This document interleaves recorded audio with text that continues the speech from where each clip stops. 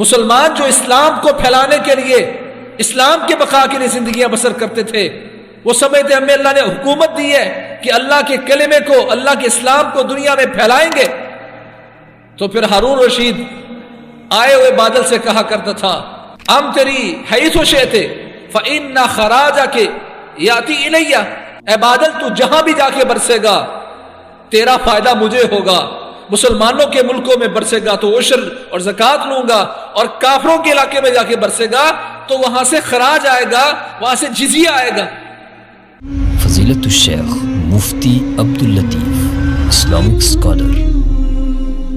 جو وجہ تھی مسلمانوں میں بلند ہونے کی، ان اللہ یرفع بہذا الکتاب اقواما ویضع بہ آخرین، اللہ اس کتاب کے ساتھ قوموں کو بلندیاں دیتا ہے، ان کو عروج دیتا ہے، ان کو عزتیں دیتا ہے، وَيَضَعُ بِهِ آخَرِينَ، اور قرآن یہی ہے جس نے اس سے اعراض کیا، اللہ اس قرآن سے اعراض کرنے والوں کو ذلیل کر دے گا۔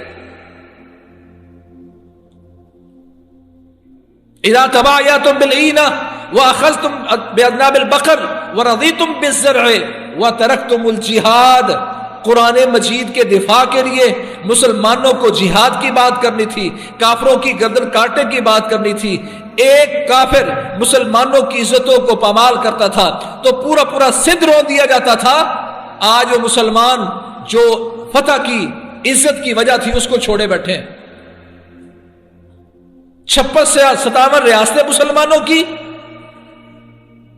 2 ارب کے قریب مسلمان، اور قرآن مجید کی توہین کیا کیا مسلمانوں نے؟ اعراض کرو گے اس کتاب سے، اس کا دفاع نہیں کرو گے، فَإِنَّ لَهُ مَعِيشَةً ضَنْكَا۔ جب تم سودی کاروبار شروع کرو گے، بیلوں کی دمیں تھام لو گے اور کھیتی باڑی کے ساتھ راضی ہو جاؤ گے، تمہاری زندگی کا ہدف اللہ کے دین کی سربلندی نہیں، اسلام کو دنیا میں قائم کرنے کی نہیں۔ جب تمہاری زندگی کا ہدف اور ٹارگٹ صرف یہ رہ جائے گا دنیا کمانی ہے، اور اس دنیا کو بڑھانے کے لیے جب تم سودی کاروبار کرو گے، بیعینہ سود کی ایک قسم ہے، جب سودی کاروبار کرو گے، بیعینہ کرو گے، بیلوں کی دمیں تھام کر زراعت میں آگے سے آگے جاؤ گے، اور اسلام کی فکر نہ رہی، اسلام کی بات نہ رہی،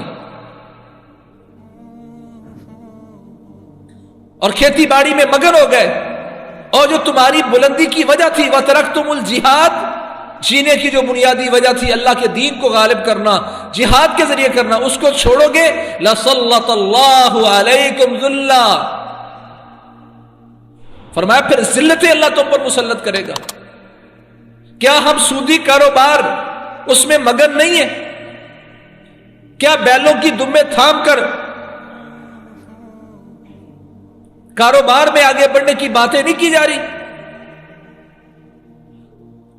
کیا کھیتی باڑی زراعت سے راضی ہو کر اسلام سے غافل نہیں ہو گئے؟ کہ جب تم یہ کاروبار کرو گے اور قرآن کے دفاع کے لیے، سویڈن میں اگر کوئی قرآن مجید جلائے گا اس کے دفاع کے لیے نہیں اٹھو گے، 56-57 ریاستیں کسی نے ایک بات کی ہو کہ اللہ کی کتاب کی، اللہ کے کلام کی توہین ہو گئی ہے، ہمارے جینے کا کوئی مقصد نہیں اگر ہم اس کا بدلہ نہ لیں، کوئی باقی نہیں رہا۔ ایسا بنا دیا گیا مسلمانوں کو جو ذلت کو قبول کرنے میں فخر محسوس کرتے ہیں۔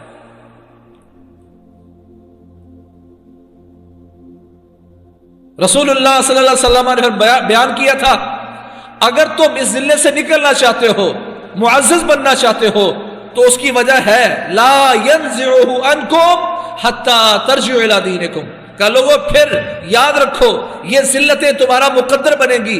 مسلمانوں کے حکمران ہر جگہ نگاہیں جھکا کر، بھیک مانگ کر اپنے آپ کو ذلیل ہی بناتے رہیں گے اور ذلیل ہی سمجھتے رہیں گے جب تک حتی ترجعوا الی دینکم، جب تک اپنے دین کو نہیں اپناؤ گے کبھی تم عزت کا حصول نہیں کر سکتے۔ عزت نہیں ملے گی جب تک دین کی طرف نہیں لوٹو گے۔ ہم کہتے ہیں ہم محمد کریم صلی اللہ علیہ وسلم پر ایمان رکھتے ہیں، کوئی ایمان نہیں مسلمانوں کا یہ صرف خالی زبان سے کہنے کے دعوے ہیں. اگر تمہیں پیارے پیغمبر کی بات پر یقین ہوتا تو بتایا تھا ذلتیں ختم ہوں گی جب تم دین کی طرف لوٹو گے. آج کو اس حدیث کو سامنے رکھ کے بڑا حکمران ہے، وزیر ہے، عام بندہ ہے، وہ قرآن کی آیات کے سامنے اس حدیث کو بھی رکھے کہ اللہ کے نبی نے فرمایا تھا لا ينزعه عنكم حتى ترجعوا الى دينكم، ذلتیں تم سے ختم نہیں ہوگی جب تک تم اپنے دین کی طرف نہیں لوٹو گے. بقا تمہاری کیا ہے؟ دین. عزت کیسے ملے گی؟ دین کے ساتھ. خیر کی بات آگے شیئر کیجیے اور اپنے لیے صدقہ جاریہ بنائیے.